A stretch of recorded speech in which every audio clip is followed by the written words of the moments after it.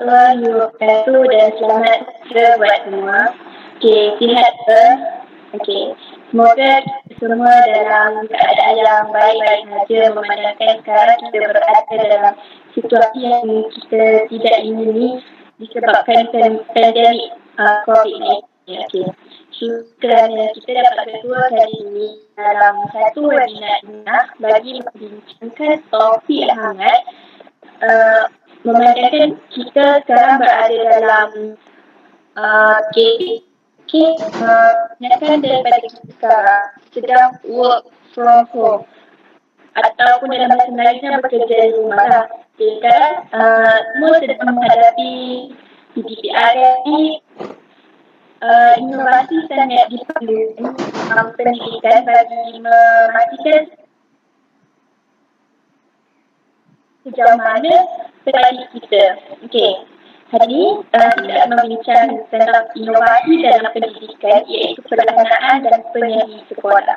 Okey, tanpa melengahkan masa, saya memperkenalkan tetamu jemputan kita kali ini. Okey, saya pertama iaitu Puan Yuni Denti Samion. Beliau merupakan guru program transformasi sekolah Juli atau dikenali sebagai DS25. Apa khabar Puan? Assalamualaikum warahmatullahi wabarakatuh. Kabar baik?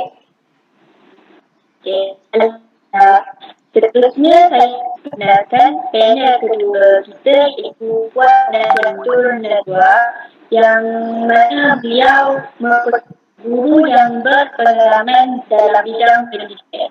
Okey, apa khabar Puan? Kabar baik, Alhamdulillah. Alhamdulillah. Okey, panel yang kita pada hari ini iaitu Puan Syaidah. Puan Syaidah merupakan guru pengatih daripada Universiti Pendidikan Sultan yang sedang menjalani latihan program mengajar di sekolah berkapal. Okey. Apa khabar Puan? Kabar baik, terima kasih. Alhamdulillah, sama-sama. Okey, baik. Kita pada hari ini dengan bertanyakan panel yang pertama iaitu Yuni. Okey. Puan Yuni, Puan Yuni merupakan guru PS25 atau program transformasi sekolah 2025. Jadi, apakah sebenarnya program ini Puan? Boleh Puan jelaskan? Okey, terlebih dahulu saya mengucapkan ribuan terima kasih kepada moderator kita, Puan Mahira kerana sudi menjemput saya sebagai guru PS25 untuk berkongsikan apakah itu program transformasi sekolah. Okey, untuk program transformasi sekolah ini, yang mana kita tahu bukan semua sekolah ada cikgu PS25. Sesetengah sekolah sahaja yang ada cikgu PS25 ini. Okey, untuk lebih lanjut, saya akan menjelaskan apa itu PS25. Okey, PS25 ini merupakan program transformasi sekolah 2025 yang merupakan usaha Kementerian Pendidikan Malaysia yang memfokuskan kepada aspek kemenjadian murid itu untuk berkualiti tinggi selaras dengan keperluan semasa pendidikan di Malaysia. Okey, melalui PS25 ini, guru-guru hendaklah mengaplikasi amalan-amalan iaitu inovasi pendidikan dalam nak menyebarkan sesuatu maklumat di sekolah agar murid itu lebih memahami apa topik pengajaran yang perlu dilaksanakan. Jadi, melalui program transformasi sekolah ini, guru-guru akan merancang apa topik-topik dan apa yang maklumat yang perlu dilakukan dalam menjalankan aktiviti ini. Okey, contohnya sekarang ini kita melakukan pembelajaran PDPR di rumah. Jadi, cikgu TS25 ini dengan ahli kumpulan jawatan kuasanya akan berfikir dengan lebih mendalam apakah program yang perlu dilakukan untuk murid-murid ini terlibat dengan lebih aktif semasa PDPR di rumah. Yang mana kita nampak sekarang ini budak-budak di rumah, dia hanya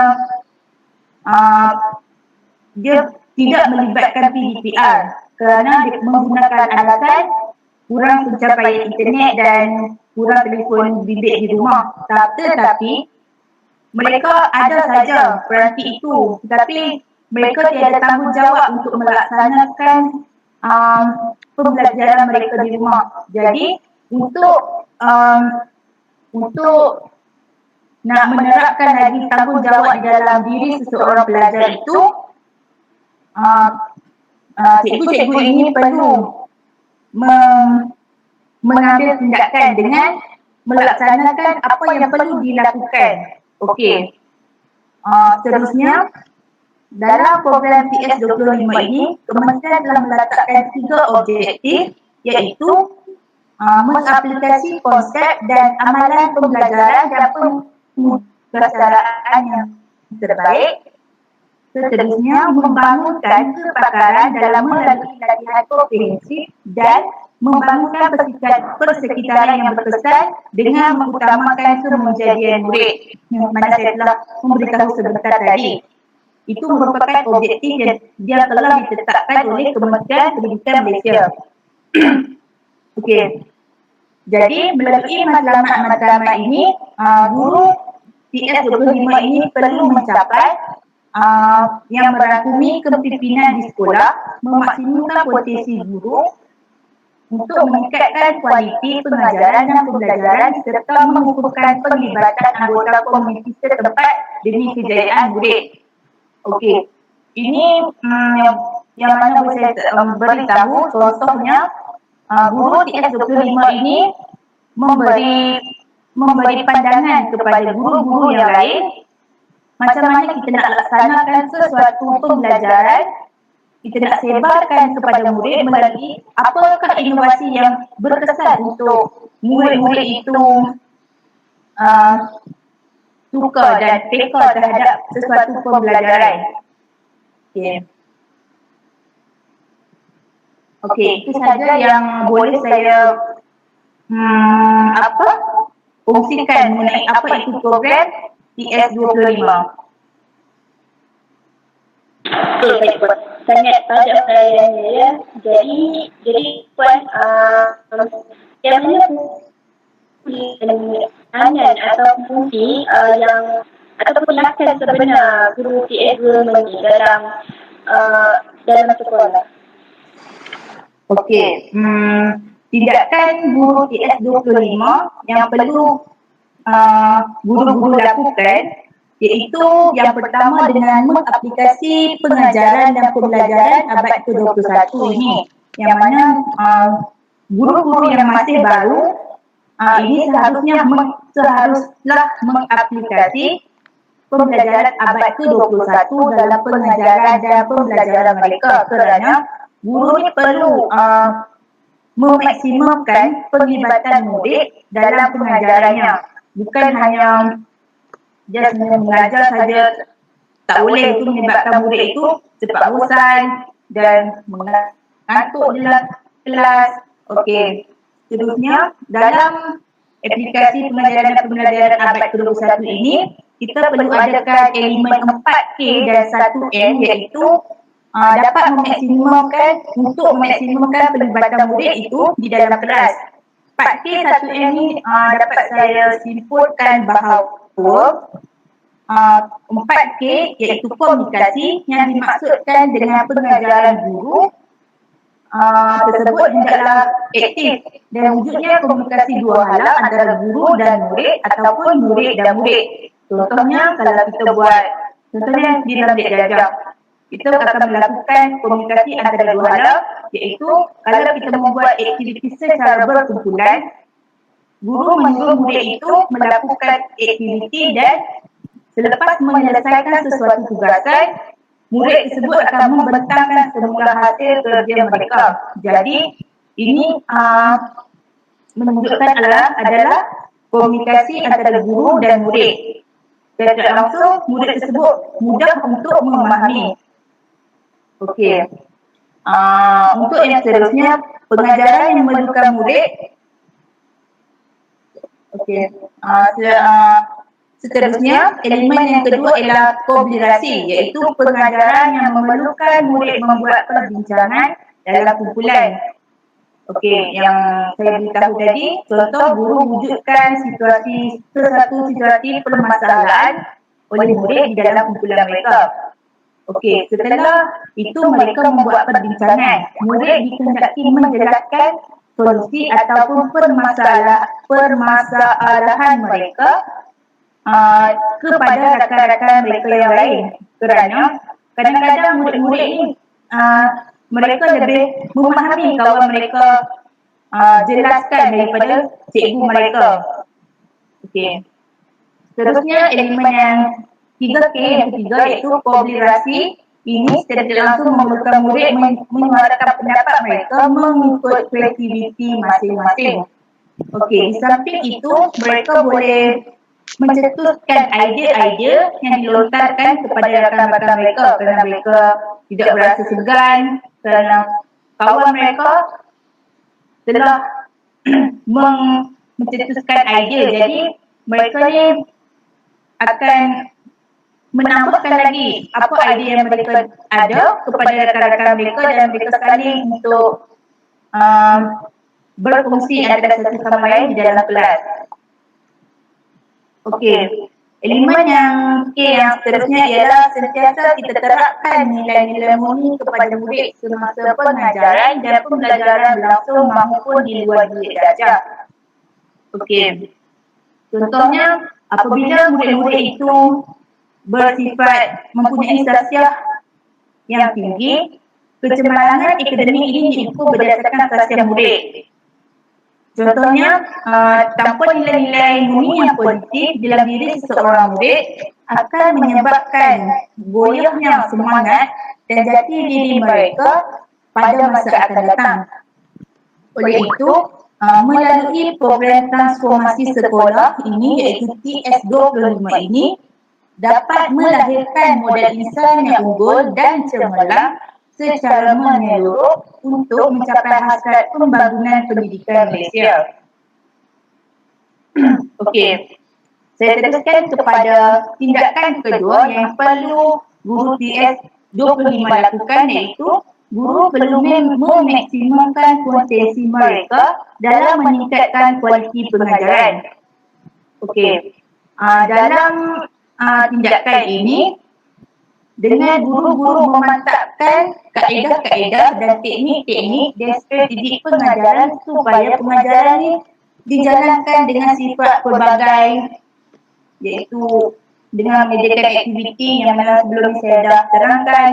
Jadi, dapat terlihat sekolah-sekolah pada masa kini mengasingkan murid-murid mengikut tahap pencapaian mereka di dalam kelas, iaitu kelas hadapan dikategorikan sebagai budak pandai dan kelas belakang dikategorikan sebagai kelas budak sederhana. Jadi, guru perlu menggunakan pelbagai kaedah mengikut tahap penguasaan murid itu sendiri. Oleh itu, pengetahuan guru yang mantap dalam amalan pedagogi amat diperlukan pada masa kini untuk memastikan kualiti pengajaran itu berkesan melalui dia sebarkan sesuatu maklumat kepada murid-murid. Okey. Seterusnya, guru-guru ni perlu mengukuhkan pengetahuan mereka supaya proses pengajaran ini dapat dihasilkan dengan lebih bermakna dan dengan lebih padat pada hari pengajaran tersebut. Okey, saya teruskan kepada tindakan yang seterusnya yang perlu guru PS25 lakukan, iaitu dengan kita membuat penyelidikan melalui amalan penyelidikan, iaitu yang mana kita tahu guru ni merupakan jentera utama dalam bidang pendidikan di Malaysia. Iaitu guru-guru ni haruslah memiliki sikap ingin tahu yang tinggi untuk meningkatkan profesional dan juga kualiti pengajaran untuk membangunkan modal insan yang unggul di negara kita. Okey, oleh itu, guru ni hendaklah memperbanyakkan atau membudayakan amalan penyelidikan dalam tugas harian mereka. Penyelidikan ini dijalankan hendaklah memfokuskan kepada peningkatan kualiti pengajaran dan pembelajaran bermakna kepada murid-murid.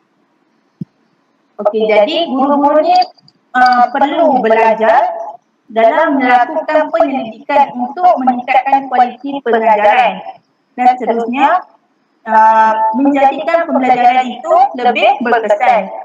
Hal ini kerana dapat kita lihat pendidikan ini merupakan salah satu cabang untuk kita nak timba ilmu, pengetahuan dan untuk menaik taraf ilmu-ilmu yang telah kita ada pada masa kini. Penemuan-penemuan terbaru pendidikan, contohnya apa yang dididik, contohnya macam permainan apa, permainan apa yang digunakan dalam pembelajaran yang terdapat dalam internet pada masa sekarang yang terlalu banyak.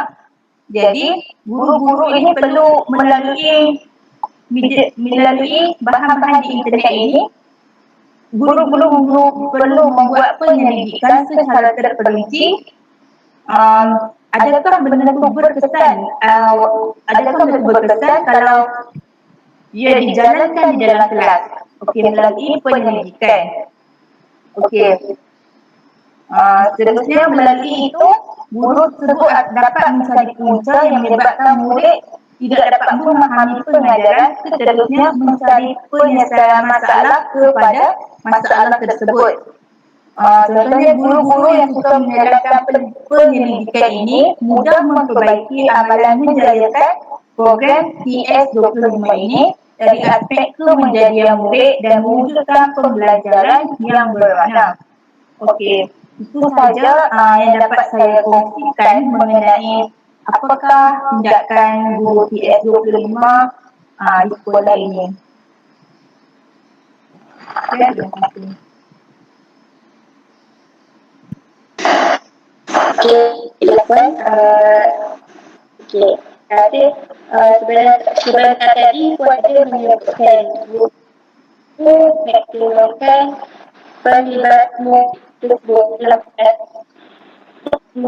ada untuk memaksimalkan penglibatan murid tersebut adalah dengan menggunakan 4K dan 1M.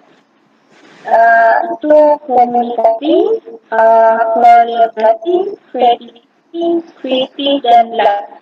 Okey, jadi di sini saya ingin tanya kepada hubungan antara animasi itu dengan elemen yang menyatakan tadi, salah satu elemen yang menyatakan tadi iaitu kreativiti. Jadi apakah hubungan antara animasi dan kreativiti? Okey, saya menjawab persoalan yang diberikan. Hubungan mengenai inovasi dan kreativiti ini yang mana kita sedia maklum bahawa kreativiti ini dimaksudkan dengan penghasilan idea kreativiti. Kita hasilkan idea itu dan kebolehan seseorang itu menghasilkan idea yang baru untuk kita nak kumpulkan data, iaitu kreativiti. Okey, contohnya macam idea yang baru ini kita mudah apabila kita sendiri memikirkan sesuatu idea, walaupun idea itu macam orang kata biasa-biasa je, tapi disebabkan kita ni seseorang yang kreatif, dia menjadikan sesuatu itu proses kita berfikir itu merupakan kreativiti. Okey. Inovasi pula yang boleh saya beritahu bahawa inovasi ini merupakan kita aplikasi daripada kreativiti yang telah kita fikir tu. Contohnya macam inovasi ini kita praktikkan idea yang dihasilkan inovasi, kita tambahkan nilai kepada idea yang dihasilkan, dan sekiranya idea yang dihasilkan tidak melalui proses inovasi, maka ia adalah idea semata-mata. Contohnya, kita bagi contoh, biji benih. Kita tanam, dia akan menjadi tumbuhan ataupun pokok yang lahir hasil daripada tanaman dan pemeliharaan benih. Ia dikatakan sebagai inovasi, iaitu kita membuat penilaian kepada sesuatu benda. Itu sahaja hubungan antara inovasi dan kreativiti yang boleh saya berikan. Terima kasih atas penjelasan yang cukup terpenuh bagi kami. Seterusnya, saya beralih kepada kedua, iaitu Puan Nakiatul. Pada pendapat Puan Nakiatul, bagaimana pula dengan pelaksanaan dan penyebaran inovasi pendidikan ini dari aspek guru dan pelajar itu sendiri?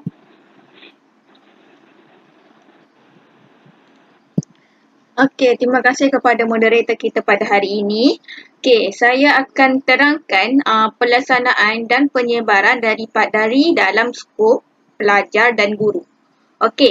Seperti yang kita dah tahu kan, guru merupakan individu ataupun menjadi tunjang utama dalam pendidikan kan.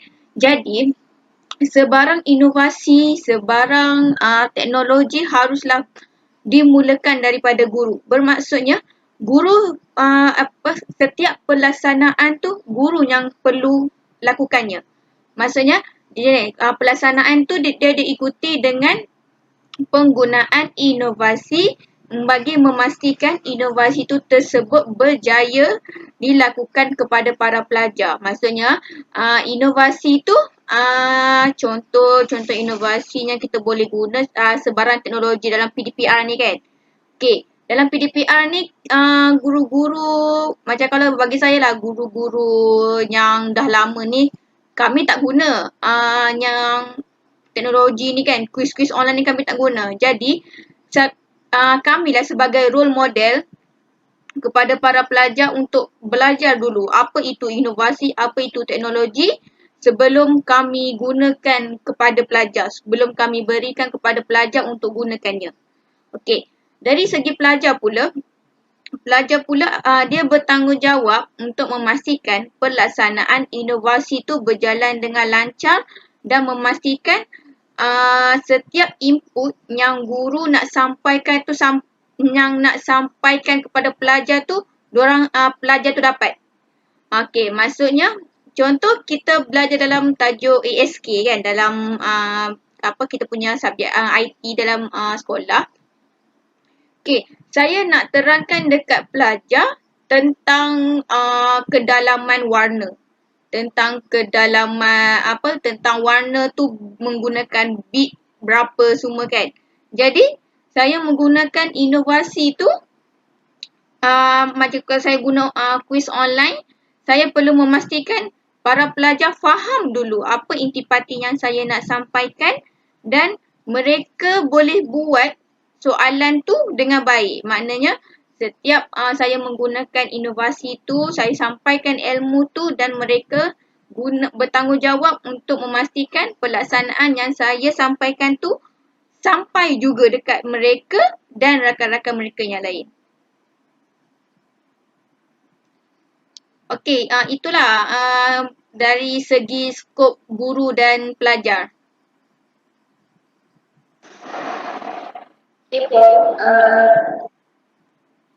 Tadi Puan dah katakan pelaksanaan dan penyebaran inovasi tetap dari aspek guru dan pelajar. Jadi, bagaimana pula dari pelaksanaan dan penyebaran inovasi itu dari aspek kemudahan yang kurikulum di sekolah? Dari segi aspek kurikulum pula, inovasi ni adalah satu benda yang baru dalam sistem pendidikan kita. Maksudnya sebelum ni, kita hanya berasaskan buku teks, papan putih dan para pelajar dekat depan. Maksudnya kita tak menggunakan sangat teknologi-teknologi yang terkini macam sekarang ni kan. Jadi macam guru masuk ke kelas, just chalk and talk. Maksudnya, okey buka buku sekarang, okey pelajar tengok papan putih sekarang, okey macam tu. So, dengan ada inovasi ni, kurikulum kita akan ada pembaharuan yang baru. Jadi kurikulum sekolah, kurikulum pendidikan tu sendiri ada pembaharuan yang baru, ada satu benda yang boleh bagi perubahan yang besar dalam sistem pendidikan kita. Jadi inovasi ini sendiri dia memberi impak yang sangat positif lah dalam kurikulum sekolah tu sendiri. Okey, dari segi kemudahan pula, bagi saya ada sesetengah sekolah dia sudah bersedia dengan inovasi dengan teknologi. Ada sesetengah sekolah ni dia tidak bersedia. Maksudnya di bandar, di kawasan bandar, kita tahu kan kat bandar semua kemudahan senang. Semua kemudahan, semua sekolah ada kemudahan. Dari segi internet, dari segi komputer, semua ada. Tapi berbeza pula dari segi luar bandar, pendalaman. Mereka tiada kemudahan internet. Mereka tiada kemudahan komputer. Itu menyebabkan sesuatu inovasi tu dia kurang sampai di beberapa kawasan disebabkan oleh kemudahan-kemudahan yang pihak sekolah sediakan. Okey.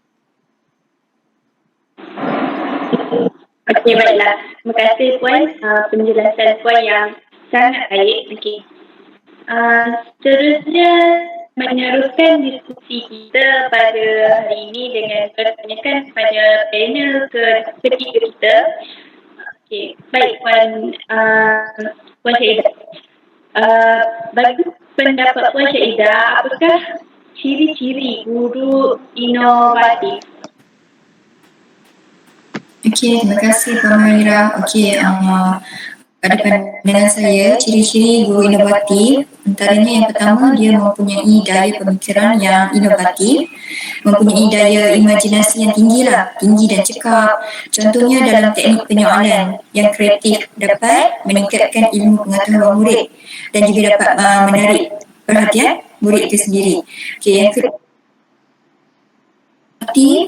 adalah memberi penekanan kepada mencari, meneroka, menilai dan menggunakan maklumat. Okay, contohnya teknik inquiry, penemuan, projek dan juga pembelajaran aktif yang dapat menggalakkan kolaborasi murid dalam menyumbang idea dan dapat memberi sumbangan idea baru terhadap pemikiran pelajar.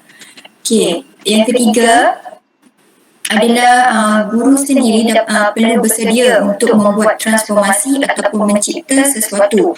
Sebagai contoh, pengajaran yang dapat menjana idea ataupun perkembangan idea murid.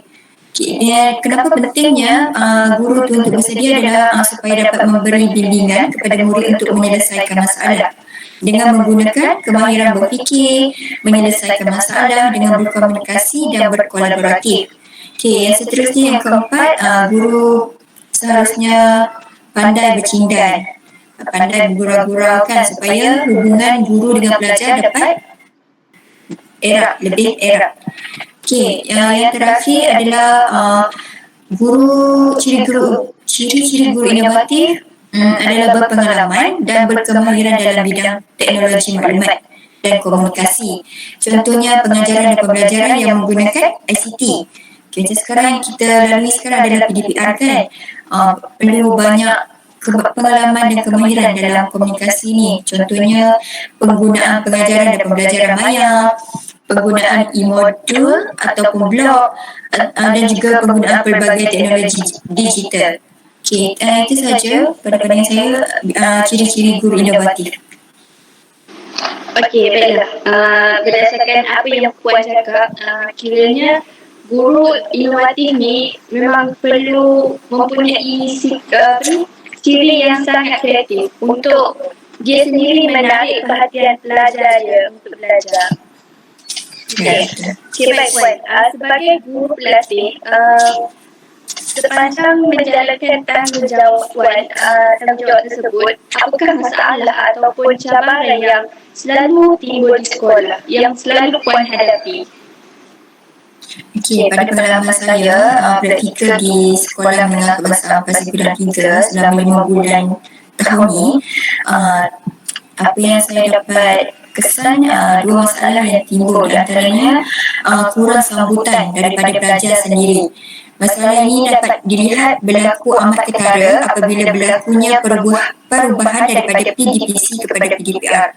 Saya amat meyakini semua guru dapat melihat perubahan ini.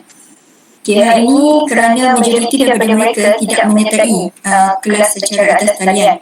Apabila dibandingkan dengan PDPC yang pernah saya lalui, sambutan daripada pelajar-pelajar apabila saya melaksanakan inovasi amat memuaskan. Saya ingin berkongsi sangat-sangat sukalah bagi saya apabila melakukan inovasi di dalam kelas, yang mana pelajar-pelajar saya memberikan sepenuhnya komitmen yang untuk menjawab soalan. Contohnya saya pernah melakukan aktiviti spin and think yang menggunakan roda nama. Roda nama tu dia perlu melibatkan pelajar-pelajar, 4 orang pelajar, yang mana pelajar pertama perlu membina ayat, membina soalan, pelajar kedua perlu menjawab, pelajar ketiga perlu menyimak, dan juga pelajar keempat perlu memberi pujian. Yang mana aktiviti ini akan melibatkan keseluruhan, ibarat keseluruhan pelajar. Saya gunakan teknik ini pada topik yang melibatkan pengiraan. Namun, kesemua pelajar perlu menjawab soalan dari pelajar yang pertama. Faham tak maksud saya sebenarnya? Contohnya macam pelajar pertama membina soalan, tapi kesemua pelajar dalam kelas tu perlu menjawab soalan tersebut. Jangan bergoyang kaki lah kan. Nampaklah dekat situ dia punya sambutan aktiviti. Saya menjalankan aktiviti tu, apa yang saya dapati, mereka ni berasa takut apabila nama mereka terpilih. Oleh sebab itu, sifat mereka berlumba-lumba untuk menjawab soalan tu ada dalam diri mereka. Tapi berlaku sebaliknya apabila kita bertukar kepada PDPR. Ramai yang tidak menyertai. Jadi kita sendiri sebagai guru pun berasa kurang semangatlah untuk melaksanakan inovasi. Untuk masalah yang kedua yang saya hadapi adalah kepakaran yang terhad. Walaupun saya masih muda, baru je habis belajar, tapi saya dapat merasai bahawa saya masih banyak kekurangan dalam pelaksanaan inovasi. Saya masih banyak kekurangan idea untuk melaksanakan inovasi ini sendiri. Yang itulah yang saya dapat simpulkan masalah yang timbul dalam pelaksanaan inovasi, iaitu daripada sambutan pelajar dan juga pengetahuan saya sendiri yang terhad. Baiklah, terima kasih Puan Syekla. Puan Aini dan Puan Nakia tu juga menghadapi cabaran yang sama ke? Ya. Kita pun turut menghadapi masalah yang sama. Jadi kita perlulah melakukan pendekatan yang kreatif agar masalah ini tak akan timbul lagi pada masa hadapan. Jadi berdasarkan pendapat-pendapat panel masing-masing, kita cuba terapkan di dalam pembelajaran harian kita. Baiklah, saya yakin memang sekarang semua guru menghadapi cabaran yang sama macam Puan Syahidah dan Puan Aini. Menghadapi cabaran berlakunya perubahan daripada PDPC kepada PDPR sebab ini adalah cabaran yang pertama kita hadapi. Kita tiba menghadapi pandemik COVID-19 ni. Jadi ini adalah satu cabaran yang semua lapisan masyarakat. Okey, baiklah. Teruskan je. Okey, Puan Nakiatul, memandangkan sekarang Puan sedang menghadapi pembelajaran secara atas talian. Sebagai guru yang berpengalaman dalam PDPC dan tiba-tiba oleh pihak kerajaan untuk melaksanakan setiap PDPR buat masa kini. Jadi apakah kelemahan ataupun kekurangan yang Puan hadapi dalam menghadapi PDPR ini? Okey, kita bercakap pasal kelemahan dalam PDPR kan. Saya rasa kalau nak senaraikan tu kan, mesti banyak kan. Apa kelemahan tu. Setiap cikgu tu mesti akan ada kelemahan dalam PDPR tu sendiri-sendiri. Dia macam bukan setiap cikgu, setiap sekolah lah nak kata kan. Setiap sekolah tu dia mesti akan ada lah cabaran dia, kelemahan dia tentang PDPR ni. Sebab yelah, ni kan first time kita hadapi benda ni. So, guru tu sendiri tak ready, pelajar tu sendiri pun sama lagi lah tak ready. So macam, dia memang tersangat-sangat lah, dia kelemahan dia tu memang banyak lah. Sebab kita pun, situasi ni pun, PDPR ni pun kita tak kaji dengan lebih mendalam kan. Jadi, memang terdapat banyak lah kelemahan. Cuma yang saya boleh simpulkan, kelemahan tu, kalau kelemahan dari segi saya sendiri, saya boleh katakan saya kurang belajar tentang IT. Maksudnya, segala teknologi sekarang ni kan, macam Cikgu Syahidah lah, guru-guru pelatih kan, dia mesti tahu kan macam mana nak guna quiz online ni, semua Google Meet, macam-macam lah Google Classroom semua. Mesti dia tahu kan. Kami ni yang macamnya peringkat tua-tua ni kan, mesti dah tahu kan macam mana nak guna. So, tu sedikit cabaran lah untuk kami untuk mempelajari benda tu sebelum kami nak applykan kepada pelajar. Contohnya Google Classroom. Google Classroom ni kan ada setengah kata satu kemudahan. Sebab di situ kita boleh uploadkan kita punya kerja, boleh uploadkan kita punya slide pembelajaran, video semua dalam tu kan. Cuma saya tak pernah guna. Jadi tugas saya lah untuk mempelajari benda tu dulu sebelum saya nak invitekan para pelajar saya untuk masuk. So tu memang sangat-sangatlah kelemahan saya untuk mempelajari IT tu sendiri. Sama juga kelemahan dari segi pelajar juga. Dari segi pelajar, dia macam mana, kita buat kelas, dia tak masuk. Itulah memang sangat mencabar lah nak panggil diorang kata okey masuk tapi diorang macam tu lah. Kita cakap dalam grup WhatsApp, krik-krik kan, cakap seseorang. Jadi itulah sangat kelemahan lah. Sampai kan nak buat apa-apa kena pushkan diorang untuk buatkan benda tu. So sebelum saya nak suruh pelajar buat, saya akan cakap dulu. Okey, hari ni kita akan belajar tentang tajuk ni dalam kuis online ni. Dalam kuis ni awak kena masukkan nama. Maknanya kita kena cakap lah. Kita kena cakap step by step. Sebab pelajar pun sendiri tak tahu kan macam mana nak gunakan. Jadi kalau PDPC ni tak apalah. Okay, kita terangkan, kita buka dekat depan. Okay, awak kena tekan ni, kena tekan ni. Tapi kalau PDPR ni susah sebab mereka dekat rumah, kita dekat rumah kan. Jadi macam susah untuk kita communicate dengan diorang. Jadi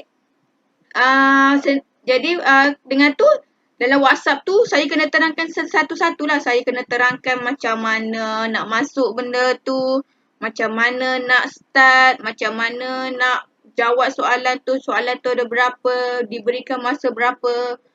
Yang tu memanglah tersangat-sangat kelemahan dia dengan kekangan internetnya lagi. Itu saja. Okay, jadi sendiri belajar. Jadi Puan maksudnya sendiri yang belajar. Sebelum pengajar, Puan perlu belajar dulu ya. Ya, betul. Itu adalah satu cabaran lah buat Puan. Okey. Okey, baiklah. Puan, seterusnya saya ingin bertanyakan kepada pihak ketiga kita, Puan Syahidah. Menurut pandangan Puan Syahidah, apakah kepentingan inovasi dan pendidikan, inovasi dalam pendidikan faktor yang mempengaruhi inovasi tersebut? Okey, terima kasih Puan Maira. Okey, pada pandangan saya, kepentingan inovasi dalam pendidikan yang pertama adalah dapat melengkapkan murid dengan kemahiran alat baru seperti keupayaan berfikir secara bijaksana, menyelesaikan masalah dan juga daya kreativiti yang tinggi. Okey, yang kedua ialah dapat menjadikan pembelajaran semakin menarik dan pelajar tidak akan mudah berasa bosan. Okey, yang seterusnya ialah dapat melahirkan generasi pelajar yang aktif, kreatif, motivatif dan juga dinamik. Akhir sekali, kepentingan inovasi dalam pendidikan adalah dapat mencetuskan idea baru dan dapat menerjemahkan kehendak dan matlamat kurikulum dengan menggunakan kaedah, pendekatan dan juga strategi pengajaran serta pembelajaran yang kreatif dan inovatif. Okey, jurus kepada soalan seterusnya iaitu faktor yang mempengaruhi inovasi dalam pendidikan. Yang mempengaruhi inovasi dalam pendidikan pula terdiri daripada 3 faktor. Okay, yang pertama daripada guru, yang kedua daripada murid dan yang ketiga daripada kemudahan. Okey, guru, bila saya jelaskan untuk guru, saya jelaskan untuk guru dahulu. Bila cakap tentang guru, kita semua telah tahu bahawa guru ni merupakan individu yang menjadi tunjang dalam pelaksanaan pendidikan. Kewibawaan guru adalah sangat penting dalam menentukan kelangsungan proses pengajaran dan pembelajaran, sama ada di dalam ataupun di luar kelas.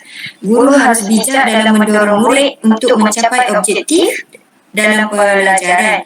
Seorang guru yang berkaliber seharusnya mahir dalam menguasai material pembelajaran, menggunakan kaedah yang sesuai dengan objektif pelajaran dan memiliki kemahiran interpersonal yang baik.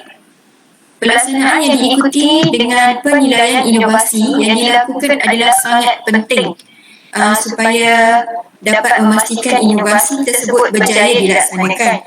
Oleh itu, inovasi dalam pendidikan seharusnya mengutamakan pelibatan guru itu sendiri kerana mereka lebih faham prospek dalam bidang mereka ceburi. Okey, seterusnya dari faktor murid, dalam sesi pengajaran dan pembelajaran, murid dapat menentukan keberhasilan sesuatu sesi PDP melalui kecerdasan murid, pengalaman, keinginan dan juga komitmen yang timbul dalam diri mereka tanpa paksaan. Peranan murid dalam inovasi pendidikan adalah sangat penting kerana mereka ni merupakan individu yang menerima pelajaran dan penyampai ilmu pelajaran kepada rakan-rakan mereka yang lain. Oleh itu, pengenalan tentang inovasi dalam pendidikan sangat penting kepada murid agar mereka dapat membantu untuk memudahkan proses PDP di sekolah. Okey.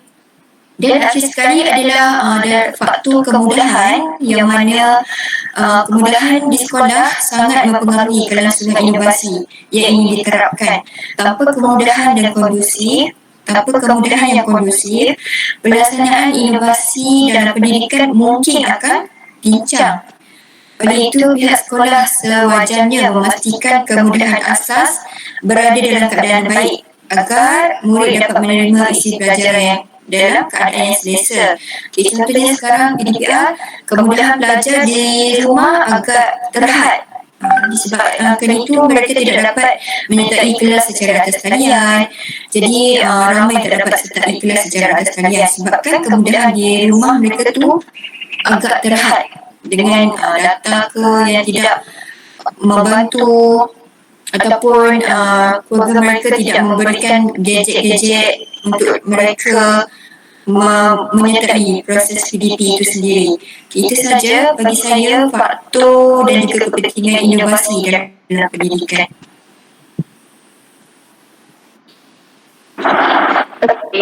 Baiklah, Puan Cik Ida. Okay, terima kasih. Jadi, seterusnya,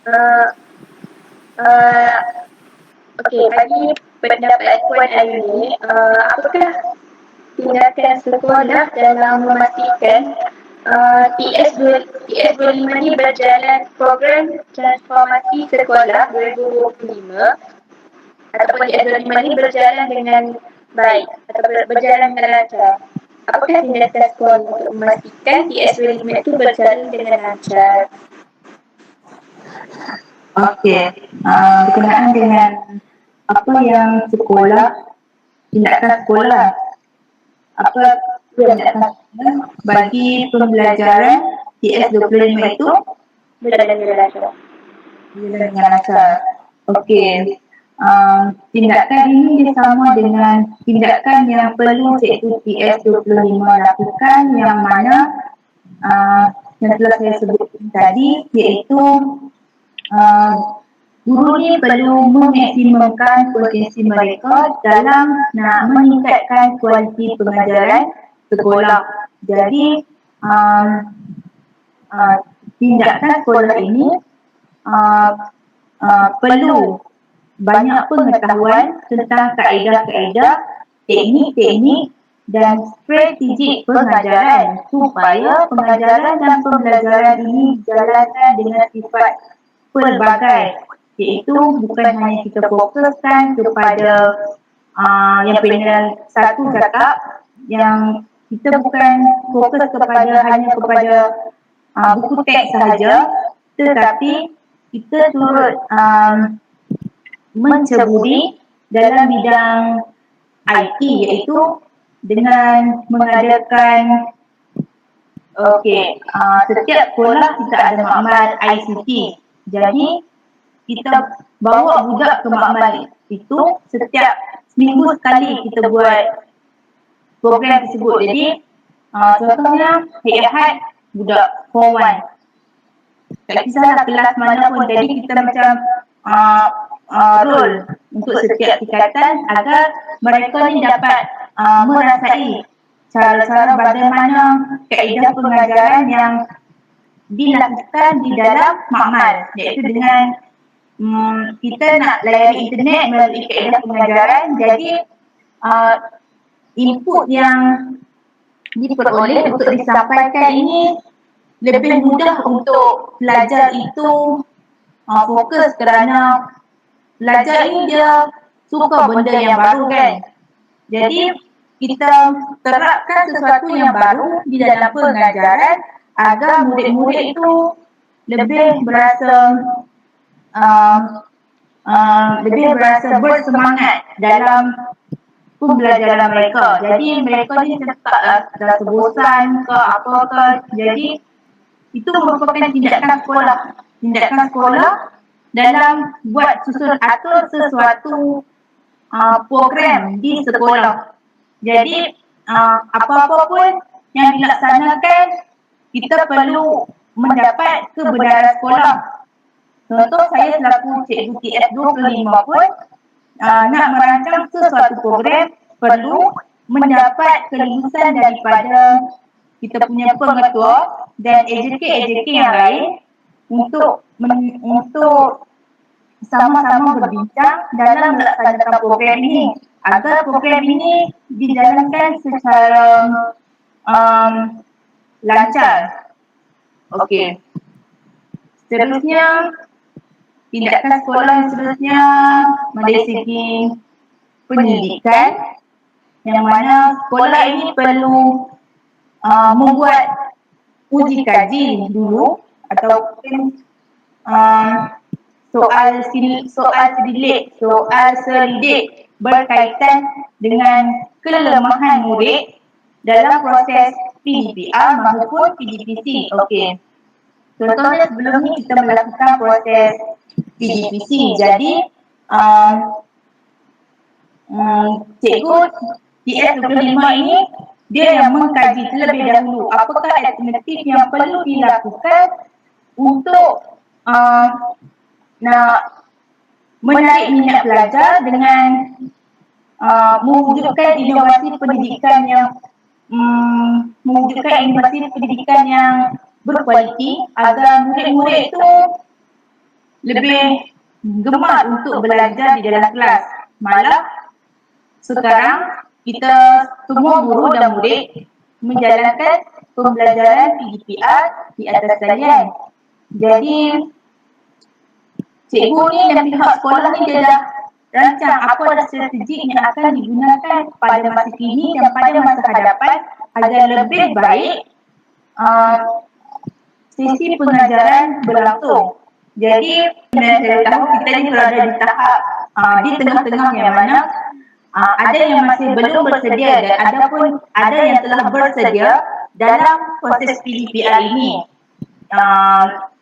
Yang mana kita nampaklah sekarang murid-murid yang kurang bersedia, terutamanya budak tingkatan 1 dan 2 kerana mereka pada tahun lepas pun sudah PDPR. Jadi fikiran mereka agak macam susah untuk menerima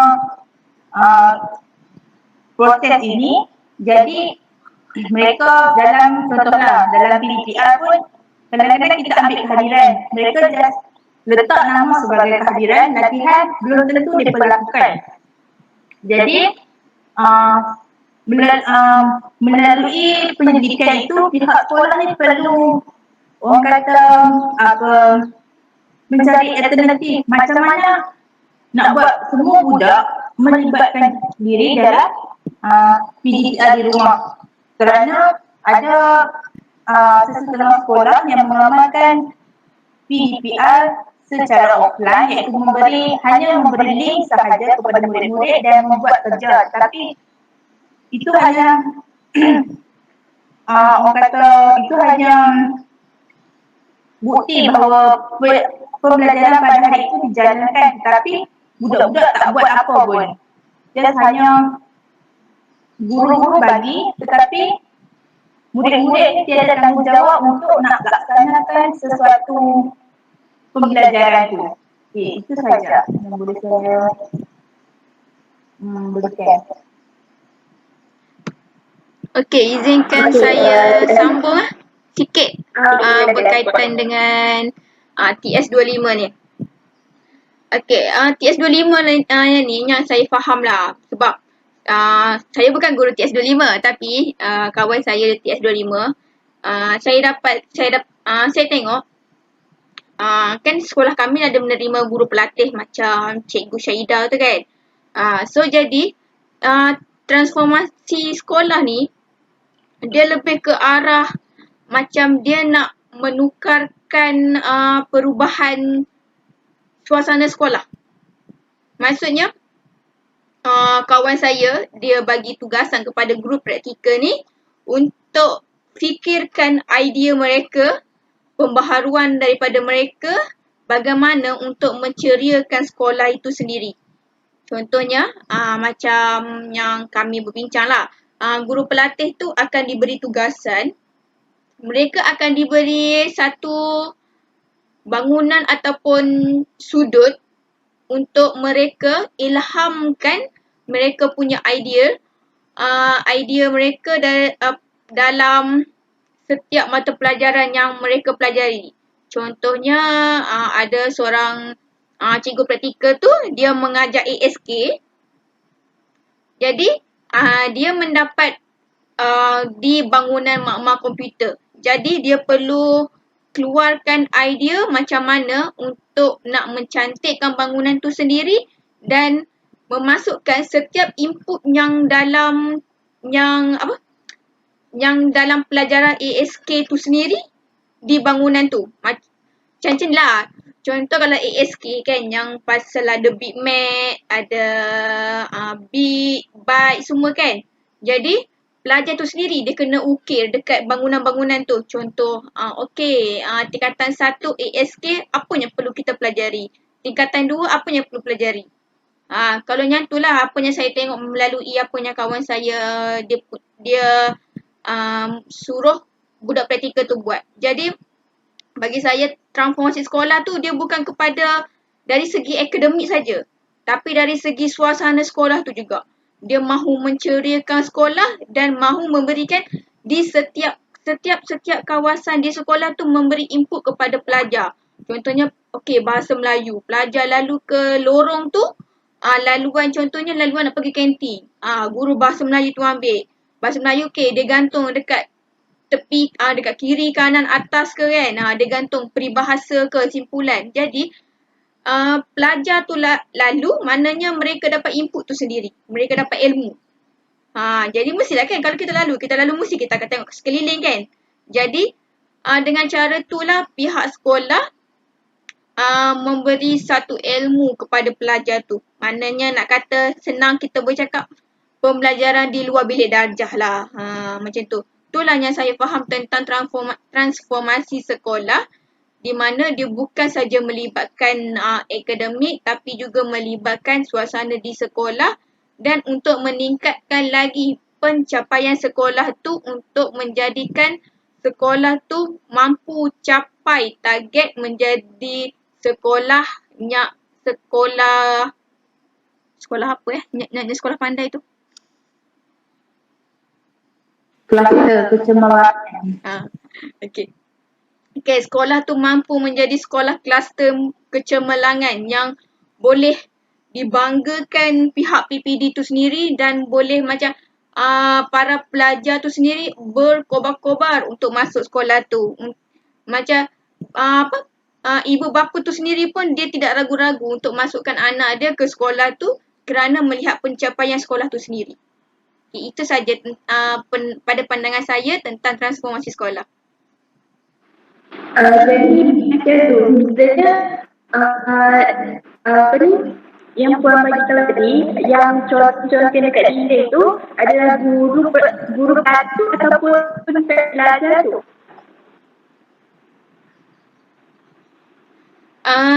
Kalau ikutkan guru-guru kena. Guru-guru sekolah tu sendiri yang kena. Tapi jadi macam ada guru pelatih kan. Jadi kita manfaatkan guru pelatih tu sebab mereka perlu ada markah kor kan, Cikgu Syahidah? Ya, betul. So dengan adanya mereka terlibat dengan aktiviti-aktiviti macam ni, mereka satu advantage kepada sekolah, satu advantage kepada guru pelatih tu sendiri. Maknanya mereka akan dapat markah kurikulum daripada guru pembimbing mereka, dan sekolah tu sendiri dapat juga sumbangan daripada guru pelatih tu. Macam tak apalah, walaupun guru pelatih tu sendiri, at least guru pelatih tu dia ada sedikit memori lah untuk sekolah tu sendiri. Contohnya nanti kalau anak dia kan dah besar kan, masuk sekolah tu, ni mama saya buat ni. Adalah sikit memori tentang, okey, ni guru masa mama buat masa praktikal lah. So macam dia ada sedikit memori sikit, ada sedikit macam advantage lah kat sekolah. Dia banyak kelebihan lah kalau macam nak kata pasal conteng-conteng kat dinding ni, sebab dia satu dia beri kita pengalaman yang baru, sebab dari kita yang tak tahu pasal melukis, kita terpaksa melukiskan benda tu untuk mencantikkan sekolah. Dan bagi kita, dan satu lagi, dia mural sekolah tu kan, dia satu lagi diberi kelebihan kepada kita sebab berdasarkan yang tu, guru pelatih tu sendiri dia kena bekerjasama dengan guru-guru yang berpengalaman, guru-guru yang lama kat sekolah tu, untuk berfikir macam mana dia nak mendekorasikan bangunan tu sendiri. Maknanya kita kena dengar idea daripada orang muda, kita kena dengar idea daripada orang yang lebih lama daripada kita. So bila kita dah berbincang, bekerjasama, dia akan menjadikan satu idea tu satunya boom, yang cantik. So macam dia advantage kepada guru pelatih tu sendiri, dia boleh berkomunikasi dan boleh mengeksplorkan diri dia, bakat dia selain daripada mengajar. Baiklah. Tapi dari sudut pandangan saya, sudut pandangan saya, sebenarnya lebih baik guru bersama dengan pelajar. Sebab tadi Puan Aini ada memberitahu kita perlu membuat guru perlu membuat pendidikan murid secara prima. Jadi cara untuk melibatkan murid dalam proses pembelajaran ada 4 elemen K, 1N yang termasuknya adalah aktif. Jadi bagi pandangan saya, guru boleh bekerjasama dengan murid sebab ia akan membuatkan murid itu dapat semakin idea dia. Jadi mungkin idea pelajar itu pun kreatif. Jadi di situ ada peningkatan murid. Itu adalah pandangan daripada sudut pandangan saya. Baiklah. Tentu Puan Aini, boleh Puan ceritakan kembali apa sebenarnya program transformasi TS25 ini? Okey. Program TS25 ini merupakan program transformasi sekolah 2025 yang mana program ini dilaksanakan oleh pihak sekolah yang mana program ini Cikgu TS25 yang bertanggungjawab dalam melaksanakan strategi program tersebut. Okey. Program transformasi sekolah 2025 ini merupakan usaha Kementerian Pendidikan Malaysia iaitu KPM dalam memfokuskan kepada aspek kemenjadian murid dan sekolah untuk memastikan kualiti murid di sekolah tersebut pada masa hadapan berkualiti tinggi yang mana kalau murid-murid berada di sekolah tersebut, guru-guru nak mendidik murid-murid itu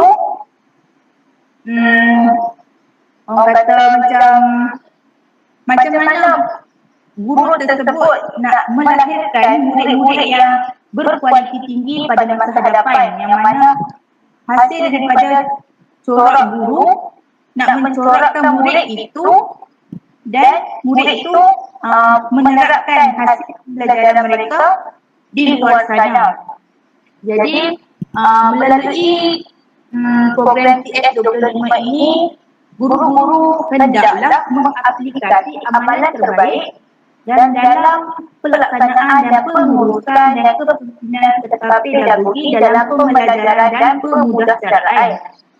Selari dengan hasrat yang terkandung dalam plan pembangunan pendidikan Malaysia yang mana program transformasi sekolah ini perlu dijalankan secara aktif bagi menghasilkan murid-murid yang berkualiti tinggi. Okey, seterusnya melalui program TS25 ini Kementerian telah menetapkan 3 objektif pembelajaran iaitu dengan mengaplikasi konsep-konsep dan amalan pembelajaran dan pembelajaran yang terbaik. Okey, objektif yang kedua membangunkan kepakaran melalui latihan komprehensif. Yang ini membangunkan kepakaran ini macam apakah kaedah guru tersebut buat bagi nak menyebarkan sesuatu maklumat kepada murid-murid itu dan nak menyampaikan sesuatu topik agar mudah untuk difahami. Okey. Objektif yang ketiga ialah dengan membangunkan persekitaran yang berkesan dan mengutamakan kemenjadian murid. Okey, yang ini yang mana kita tahu persekitaran sekolah memainkan peranan penting dalam aspek pembelajaran. Itu kalau suasana sekolah tu suasana belajar, suasana sekolah tu tak menarik. Jadi murid-murid tu macam apa suasana sini nak belajar tu macam tak best lah. Itulah.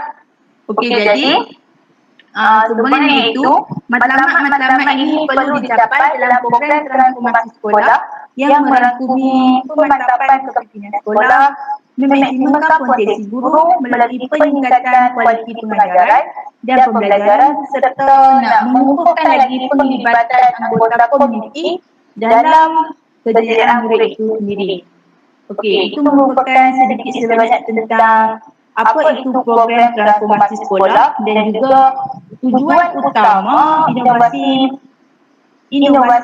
pendidikan di dalam program transformasi sekolah ini adalah dengan kehadiran inovasi pendidikan dapat mempertingkatkan lagi penguasaan pelajar dalam pembelajaran abad ke-21 ini. Okey, yang mana kita lihat inovasi pada hari ini bersifat global, iaitu banyak menggunakan teknologi terkini yang dan sering dikaitkan dengan pencapaian hasil daripada pembelajaran dan kebolehpasaran gradual. Okey, dari segi saya selaku Cikgu TS25 melalui pelaksanaan dan penyebaran ini, guru dan pelajar amat memainkan peranan penting, yang mana aspek guru ni merupakan individu yang menjadi tunjang utama dalam kita nak laksanakan pendidikan untuk kita sebarkan maklumat kepada murid tersebut. Jadi, pelaksanaan ini diikuti dengan penilaian inovasi, iaitu inovasi yang bagus dapat menghasilkan murid-murid yang select ideal terutamanya dan mudah untuk nak selesaikan sesuatu tugasan. Okey, seterusnya dari segi aspek pelajar ni yang mana kita tahu pelajar ni murid ni bertanggungjawab dalam nak laksanakan agar inovasi dalam pendidikan ni dapat berjalan dengan konsisten, iaitu boleh jalan secara selari. Jadi peranan murid amat penting dalam inovasi pendidikan sekarang kerana individu ni dia menerima pelajaran dan menyampaikan ilmu pelajaran kepada rakan-rakan yang lain. Okey, itu saja yang boleh saya simpulkan mengenai apa itu TS25 secara keseluruhannya. Okey, baiklah. Terima kasih Puan Ani. Okey. Terima kasih diucapkan tiga panel pada hari ini. Okey. Kerana sudi berkongsi sedikit tentang inovasi dalam pendidikan. Okey. Sebelum saya mengakhiri webinar kita pada hari ini, saya buka kepada penonton yang hadir untuk terdapat persoalan yang ingin ditanyakan kepada ketiga panel kita pada hari ini. Okey, silakan.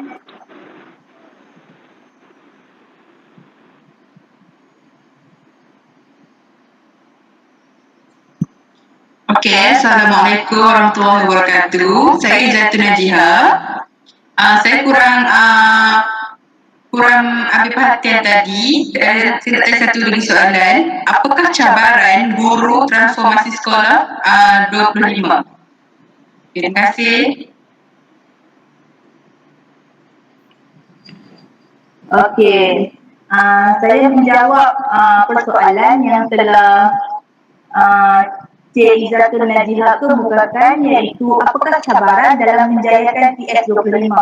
Okey, dalam saya nak menjayakan program TS25 ini, yang pertama sekali dalam nak mewujudkan persekitaran pembelajaran yang menyeronokkan, yang mana sukar, kerana sekolah ni tempat dia agak macam terhad, kawasan kelas dia agak suram, ada yang okey. Jadi untuk meningkatkan kemenjadian murid di sekolah ini, tiga aspek yang diberi penekanan, iaitu dari segi pentaksiran murid, pedagogi yang digunakan dalam didik belajar, dokumen-dokumen standard DSKP, yang mana penilaian sekolah TS25 ini dia bukan hanya menilai kepada ujian dan peperiksaan semata-mata, malah dia dinilai berdasarkan kepada pentaksiran berasaskan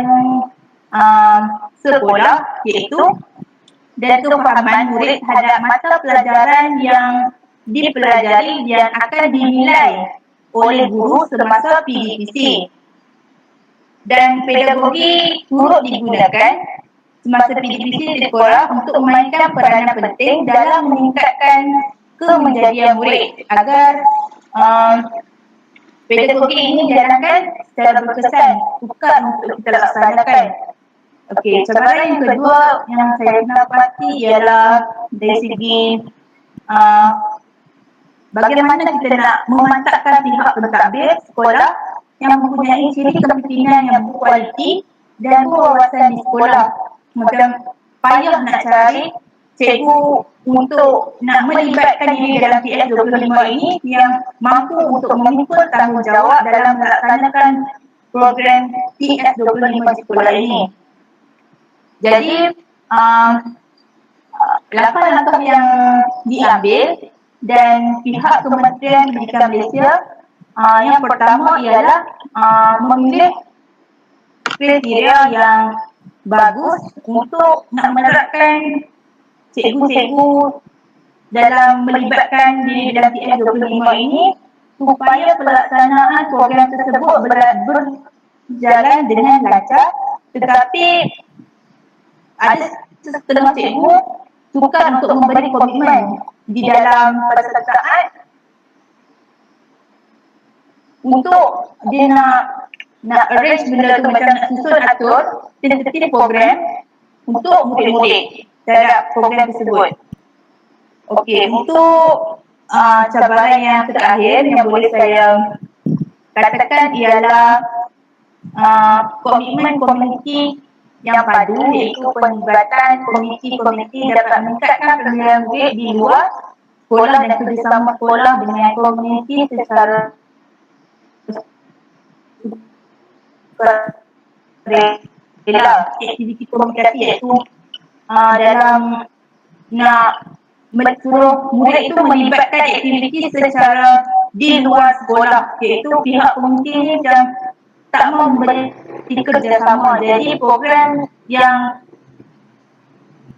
transformasi sekolah ni yang dijalankan oleh cikgu sukar untuk dilaksanakan kerana tiada komitmen yang padu antara komuniti-komuniti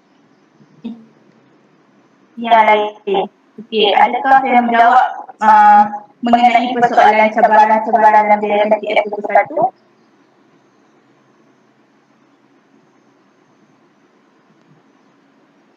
Ya, terjawab. Terima kasih. Okey, sama-sama. Okey, terima kasih kepada Cik Satu dan Janikan. Okey, ada persoalan lain sekiranya update boleh lontarkan kepada panel kita. Okay, Assalamualaikum dan selamat sejahtera semua panel dan moderator kita. Okay, saya ingin ajukan soalan kepada panel kedua, iaitu soalan saya, apakah teknologi yang boleh digunakan ketika kita melaksanakan PDPR? Okay, masa ini kan, kita PDPR kan, apa yang teknologi yang kita boleh gunakan? Okay, itu saja. Terima kasih. Okey, terima kasih kepada Cik Narashikin yang bertanya soalan tu.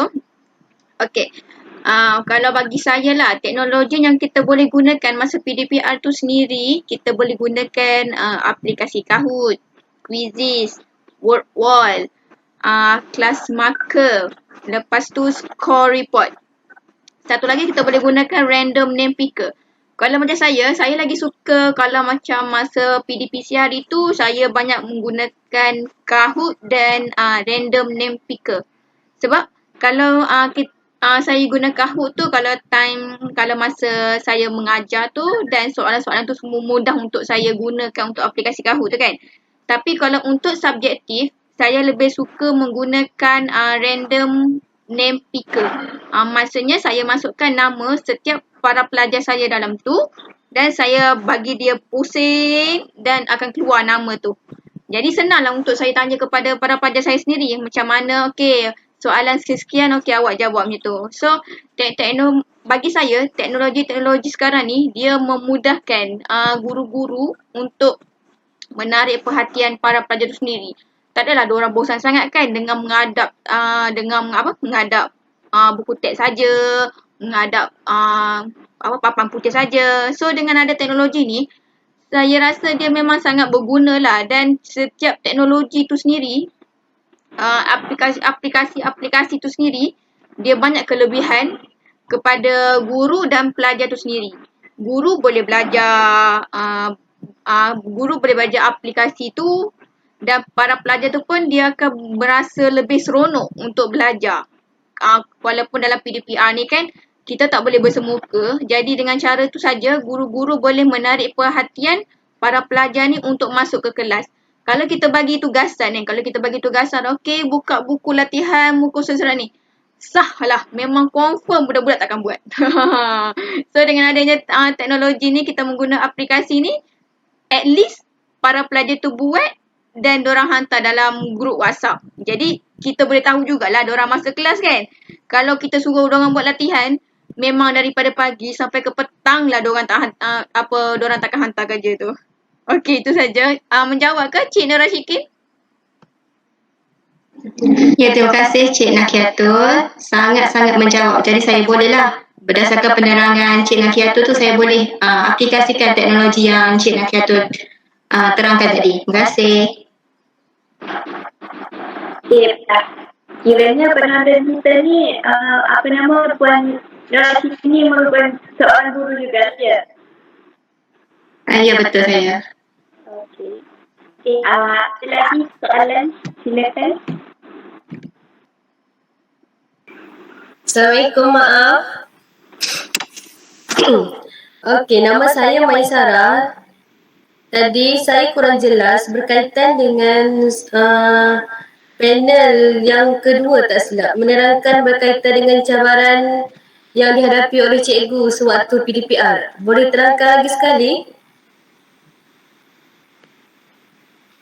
Okey, terima kasih Puan Maisarah ya. Okey, cabaran guru masa PDPR ni, dia kalau bagi saya lah, dia terdapat dua cabaran, iaitu kekurangan tempat pengajaran dan kekangan internet. Kekurangan tempat pelajaran ni bagi saya macam saya nak rakam video kan untuk nak hantar dekat budak-budak, jadi susah. Sebab bila saya nak rakam video, biasalah anak-anak datang kan.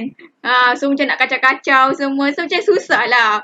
So saya kena cari tempat yang elok, kena cari masa yang elok untuk memastikan saya dapat rakam ataupun buat soalan kepada para pelajar dengan lebih baik, dengan tempat yang baik, dan sama juga macam internet. Kalau internet ni kalau macam waktu petang, malam dia kan line dia kurang kuat kan. Jadi saya perlu kena pilih masa pagi ataupun tengah malam untuk saya rakam video dan buat soalan online untuk memastikan para pelajar saya dapat belajar dengan elok esoknya. Macam diorang faham lah kan. Nak buat video ni pagi, saya kena memastikan lah. Kalau buat video ni saya kena pastikan tempat tu senyap je. Tak ada gangguan budak-budak ni. Kalau tak, memang sekejap kita nak buka laptop ni, ada je lah yang duduk tepi ni lah, ada yang mengacau semua. So macam tu adalah cabaran bagi saya lah dalam PDPR ni, dari segi internet dan tempat pengajaran tu sendiri. Menjawab ke Puan Maisarah? Okey, terima kasih. Soalan sila kepada panel kita. Okey, Assalamualaikum. Saya ada soalan lagi. Okey, soalan ni saya ingin tujukan kepada panel ketiga. Sebentar tadi, Puan ada memberitahu bahawa ciri-ciri guru inovatif adalah seseorang guru yang perlu mempunyai unsur kecindan. Bolehkah Puan terangkan semula dengan lebih lanjut tentang unsur kecindan tersebut? Terima kasih. Okey, terima kasih kepada Puan Izzatul. Okey, apabila kita bercakap tentang kecindan ni ditakrifkan sebagai kebolehan seseorang manusia, objek, situasi ataupun perkataan yang mencetuskan perasaan gembira ataupun terhibur kepada orang di sekeliling kita. Okay, suasana kecintaan ni boleh berlaku apabila kita ketawakan kepada sesuatu situasi seperti kelucuan yang ditunjukkan oleh seseorang. Okay, suasana diwujudkan hasil daripada kecintaan dikatakan dapat mengurangkan sesuatu ataupun situasi tegang, situasi yang senyap kan. Jadi kita nak wujudkan kecintaan tu supaya pelajar-pelajar tidak mudah berasa bosan. Okay, salah satu peranan penting untuk seseorang guru adalah dapat membina hubungan yang baik dengan murid dan dapat berinteraksi dengan baiklah dengan muridnya. Oleh itu, bercakap ataupun berinteraksi adalah sebahagian daripada kerja guru. Bagi mewujudkan hubungan yang baik antara murid, seharusnya seseorang guru itu perlu ada kebolehan untuk melakukan jenaka ataupun kecintaan. Jelas tak kecintaan tu macam mana, Puan Izzatul? Ya, jelas Puan Syahidah. Terima kasih. Terima kasih kena terang balik semula pada saya. Sama-sama. Okey.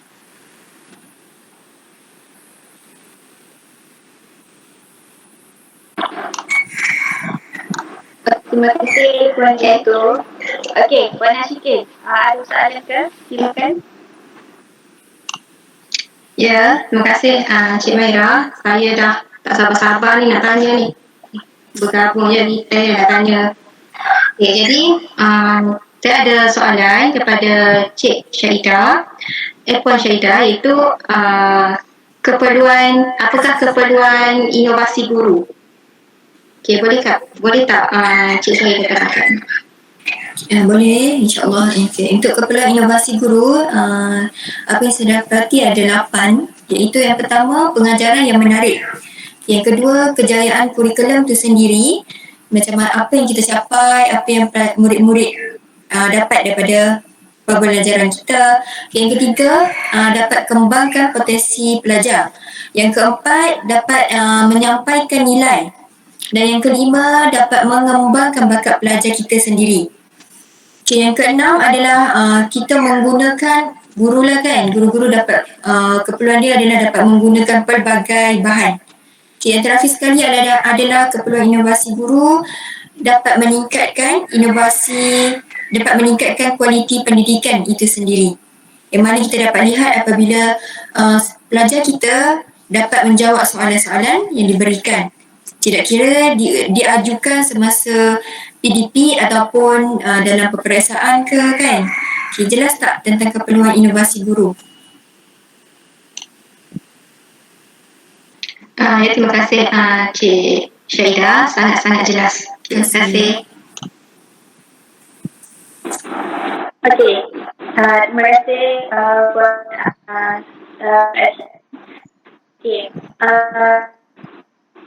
okey, baiklah. Sebelum kita mengakhiri webinar kita hari ini, saya ingin tanyakanlah kepada ketiga panel kita. Okey, apakah harapan panel-panel kita pada hari ini terhadap pelaksanaan inovasi dan penyebaran di sekolah ini? Okey, silakan panel pertama kita iaitu Puan Ain, maafkan saya. Okey, terima kasih moderator kita kerana bertanya mengenai apakah harapan saya melalui pelaksanaan dan penyebaran di sekolah. Okey, pada pandangan saya dan harapan saya melalui inovasi ini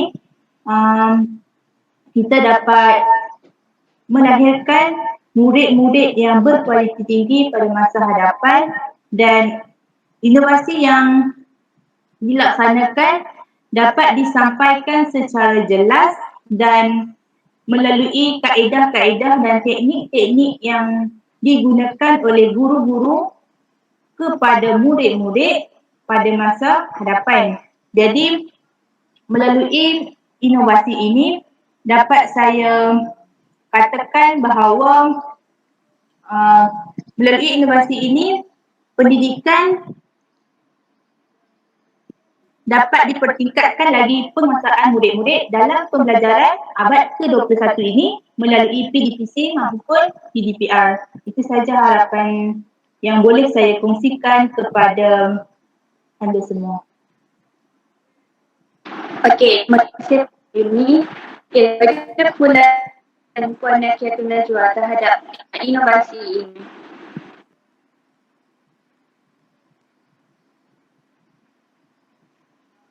Okey, harapan saya untuk pelaksanaan dan penyebaran inovasi pendidikan ni, saya harap TS25 ni dia lebih menyeluruh. Maksudnya setiap guru-guru ni tahu peranan dan apa itu TS25. Ada sesetengah guru dia kurang tahu tentang TS25 dan ada sesetengah pelajar tak tahu apa tu TS25. Jadi saya harap pihak sekolah tu sendiri memberi penerangan dan penjelasan tentang TS25 ni kepada guru-guru dan pelajar-pelajar tu sendiri agar sekolah tu sendiri boleh capai TS25 ni di peringkat PPD dan di peringkat JPN supaya TS25 ini dia lebih berkesan kepada sekolah, seterusnya kepada peringkat yang atas lah, untuk memastikan segala perancangan sekolah, perancangan KPM memastikan sistem pendidikan negara kita ada pembaharuan dan melalui peningkatan-peningkatan yang baharu. Itu sahaja. Okey, baiklah Puan Nakia. Terima kasih di atas harapan yang diberikan. Okey, silakan Puan Syekna. Harapan Puan Syekna sebagai guru pelatih terhadap inovasi. Okey, terima kasih Puan Mira. Okey, harapan untuk saya selaku guru pelatih untuk tahun ini adalah saya berharap agar pihak sekolah sendiri menekankan inovasi itu dalam diri guru-guru dan juga pelajar supaya mereka sedar inovasi itu amat membantu mereka dalam melahirkan individu yang berkualiti. Yang mana apabila guru telah mengetahui pentingnya inovasi dan keberhasilan dia, saya itulah penting apabila pihak sekolah sendiri menekankan inovasi supaya mudah untuk guru-guru melaksanakannya dan juga menyebarkannya. Apa yang kita dapat lihat sekarang di abad yang ke-21, inovasi dan pelaksanaan dia ni amat memberi kesan kepada pelajar sendiri. Kita sendiri dapat mewujudkan murid-murid yang berkualiti lah. Dan harapan yang Puan Ayuni dan Puan Najwa berikan juga merupakan harapan saya. Saya bersetujulah bahawa pentingnya inovasi ni perlu dilakukan dan dilaksanakan dan disebarkan. Okey, baiklah. Terima kasih kerana memberi pandangan atau harapan masing-masing terhadap inovasi ini. Baiklah, terima kasih kepada panel jemputan pada hari ini perkongsian, dan terima kasih kepada yang sudi untuk kebenaran kami hari ini, dan sampai dari awal pada itu selesai. Baiklah, sebelum saya mengakhiri webinar ini, saya lupakan sikit ya. Okey, berdasarkan pada semua panel inovasi penting dalam pendidikan. Menandakan sekarang berada di DPR, dan inovasi sangat diperlukan untuk kita menarik sebab kita ingin melibatkan pelajar tersebut dalam PDP kita. Okey, seterusnya saya rasa guru ni perlu lebih kreatif lagi, perlu mencipta banyak inovasi. Ini pada ini dah terlalu banyak inovasi yang dicipta, tapi sekiranya inovasi itu diciptakan guru itu sendiri mungkin kita lebih menarik data kerana dengan guru itu kita mempunyai satu ikatan yang bagus, ikatan yang baik. Jadi sangat baik untuk kita untuk menarik perhatian pelajar lah, untuk melibatkan pelajar itu dalam PDP kita. Jadi ia memberi kesan yang baik terhadap pelajar tersebut. Okey, baiklah. Itu saja untuk diskusi webinar pada hari ini, iaitu tentang persebaran dan pelaksanaan inovasi di sekolah. Okey, terima kasih kepada semua. Kita akhiri webinar kita ini dengan Bismillah dan Bismillah.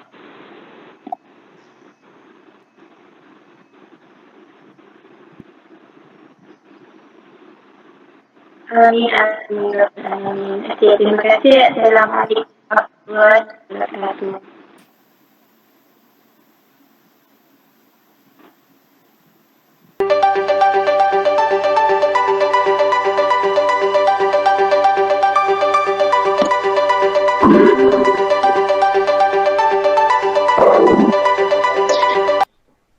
Assalamualaikum warahmatullahi wabarakatuh dan salam sejahtera. Kami daripada kumpulan 2 terdiri daripada Nur Ayuni binti Samiun, Nur Mahirah binti Mahadi, Nakiatul Najwa binti Maliki, Syaidah binti Zulkifli, Nur Ashikin binti Abu Bakar dan Maisarah binti Muhammad. Binti Mamat. Okey, untuk hari ini kumpulan kami ingin membentangkan sebuah inovasi yang telah kami lakukan. Terusnya, kumpulan kami juga telah berbincang untuk membuat satu inovasi pendidikan dengan menggunakan MyLink. Sepatutnya, kumpulan kami, tujuan utama kami untuk membuat inovasi dengan menggunakan, ingin membuat blog menggunakan Wix aplikasi. Jadi, kami perlu memberi link tersebut kepada pengguna. Macam kurang cantik kan, hanya memberi link.